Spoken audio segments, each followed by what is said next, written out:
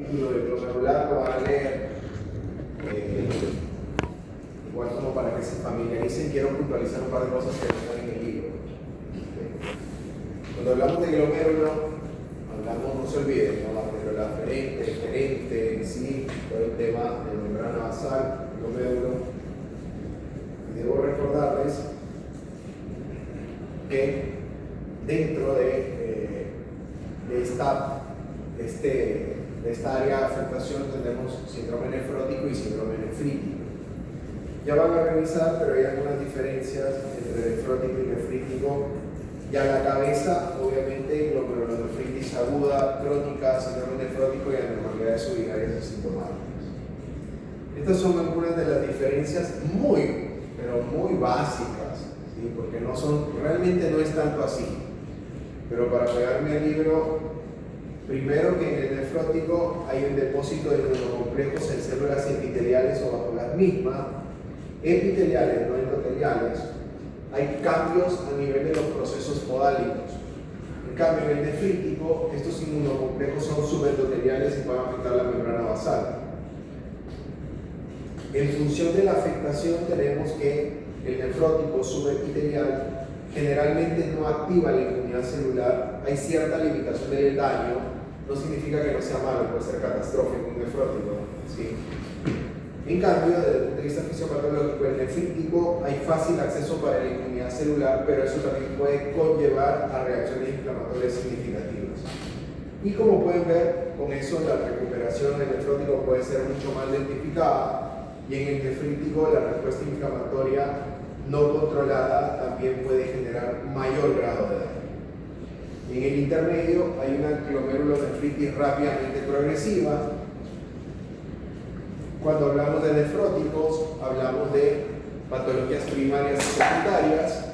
Generalmente cuando hablamos de glomerulonefritis, hablamos de afectaciones por zonas o anticuerpos antimembrana basal, todas las que son por inmunocomplejos y todas las que son pausinmunes en el caso de la patología de la vasculitis ANCA, ¿sí?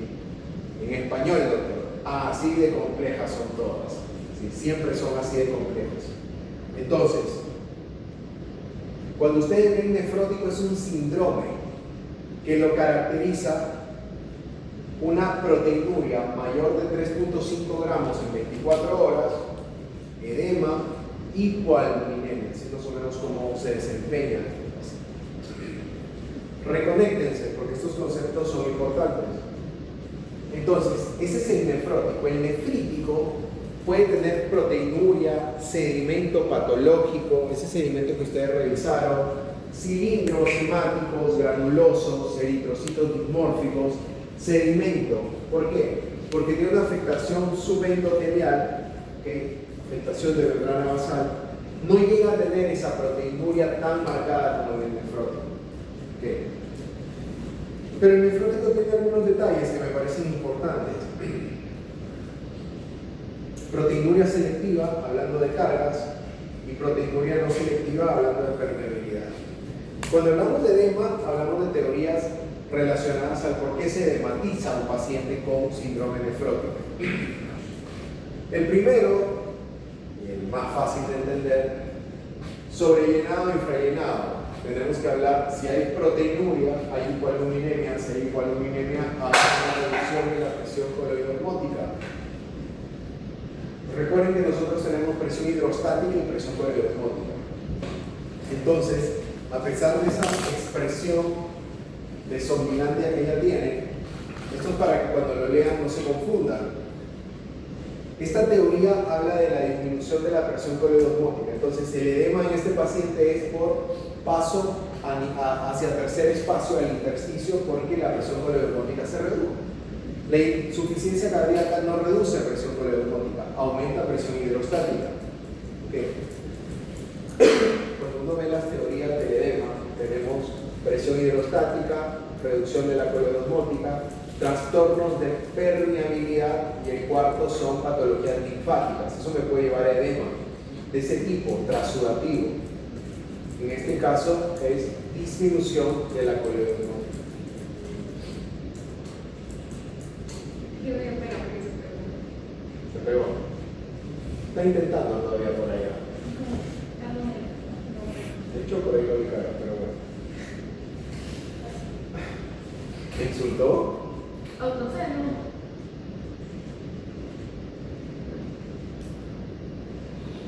Esos pajarillos saben sobrevivir mejor que ustedes, chicos, en el mundo real, así que no se entienden. Nunca he visto tampoco palomitas muertos acá abajo, así que me imagino que sobreviven a esos impactos. Entonces, esa es la teoría del infrallenado. La otra es sobrellenado, que habla de alteraciones a nivel del sodio. Retención del sodio, ese es un defecto tubular. Cada una tiene sus, digamos, sus pros y sus contras, pero la del sobrellenado, uno dice, pero es muy lógico. Si hay disminución de la coleosmótica, por eso se hematiza. Pero la del sobrellenado dice es un defecto del sodio, porque incluso el paciente hace retención de sodio antes de que la albúmina inicie su descenso, es mucho más precoz. Y esto lo justifica también de por qué mi paciente puede tener una presión arterial normal aumentada, a pesar de estar con un nefrótico. Estas son algunas de las cosas que les voy a poner así muy rápido para que no se aburran ya. Y estas son algunas consecuencias del nefrótico. El nefrótico puede tener más riesgo de infecciones, de lipidemia, de hipercoagulabilidad, de hipovolemia. Aquí hay algunas de las causas de por qué el paciente nefrótico tiene más riesgo de infecciones. Proteinuria no selectiva, pierde inmunoglobulinas, pierde actividad bactericida, pierde complemento, aunque no todos los nefróticos hacen hipocomplementemia. No lo voy a confundir, esto es fisiopatología, pero hay patologías glomerulares hipocomplementémicas y otras que son normocomplementémicas. Pero miren, acá tienen algunas, ¿no? El edema como medio de cultivo. Estos pacientes se infectan más. También pueden hacer hiperlipidemia, muy clásico en el paciente. Mucho perfil de lípidos, hipoalbuminemia. ¿Por qué? Porque recuerden que aumentan las síntesis hepáticas de proteínas y eso incluye la producción de lipoproteínas. Nosotros tenemos una enzima que se llama lipoproteína lipasa que las degrada y ante la disminución de la lipoproteína lipasa, obviamente disminuye el catabolismo lipídico. Ese es el perfil del paciente. Pueden hacer hipocalcemia también, generalmente asociado al bajo nivel de albúmina, y estados de hipercoagulabilidad. Pero todo hay que entender, ¿por qué el nefrótico va a tener más hipercoagulabilidad? Porque pierde proteínas. Proteinuria no selectiva, proteína C, proteína S, antitrombina, que son factores que generan activación de coagulación. Anticoagulante sería, ¿no? El déficit de proteína C per se genera más riesgo trombótico, el déficit de proteína S más riesgo trombótico. Entonces, esta suma de factores aumenta el riesgo de hipercoagulabilidad. Esto va muy del lado de la triada Virchow, ¿no? Más riesgo trombótico, ¿por qué? No por éxtasis sanguínea, no por infuria endotelial, sino por un estado de hipercoagulabilidad. Y hipovolemia, ¿no? Como para que lo tengan ahí. Y rápidamente les quiero mencionar de la nefritis tubulointersticial, que a veces no le paran bola a la nefritis tubulointersticial, pero existe, ¿sí?, el intersticio, ¿no? Y como pueden ver, la inflamación o fibrosis del intersticio renal y la atrofia del compartimiento tubular son consecuencias comunes de enfermedades que se dirigen a glomérulos o a la vasculatura, ¿no? Puedo tener... Tienen que empezar a hablar más en clase. Puedo tener nefritis tubulointersticial aguda crónica. Aguda, a la cabeza, las causas más frecuentes son farmacológicas. Siempre. No se ve bien, pero todo esto me puede generar nefritis intersticial. Doctor, está haciendo falla renal. Todo esto. Así como reacciones cutáneas puedo tener por fármacos, también puedo tener nefritis tubulointersticial asociada, aguda, sobre todo a fármacos, penicilinas, antiinflamatorios no esteroideos, que son algunas de las cosas, anticonvulsivantes, la fenitoína, el ácido valproico, siempre están en esta lista, infecciones, autoinmunes, ¿sí? y desórdenes obstructivos agudos. Pero a la cabeza, como pueden ver, las causas de nefritis intersticial aguda son los agentes farmacológicos. Esto para que tengan una idea, ¿no? Que tenemos también glomerular, tubular, intersticial, vascular. Estas son algunas de las causas tubulointersticiales crónicas. Aquí se las voy a mencionar. La más común, la uropatía obstructiva. Crónica no significa que no pueda orinar, significa esta obstrucción parcial sostenida en el tiempo. Patologías prostáticas, cálculos ureterales pueden generar una injuria renal crónica, túbulo intersticial. El reflujo vésico-ureteral en el caso de los niños. Tercero, la nefropatía por analgésicos, está como una causa de nefritis tubulointersticial. Esto para que no vean, cuando vimos enfermedad renal crónica y vimos injuria renal aguda, hay que considerar también el tema de las nefritis intersticiales, así como las glomerulares. Yo les decía, necrosis tubular aguda, el ejemplo entre toxicidad, ¿sí? Farmacológica o isquemia. Pero existen otras, ¿no? La patología glomerular, por ejemplo, la patología intersticial y vascular. Hay nefritis, y esto en las crónicas cambia. Tengo un paciente crónico, no tiene hipertensión, no tiene diabetes. Bueno, ¿cuál será su causa? ¿Será una causa glomerular? ¿Será una causa intersticial o tubulointersticial, vascular? Glomerular, no veo nada para glomerular. No hay sedimento patológico.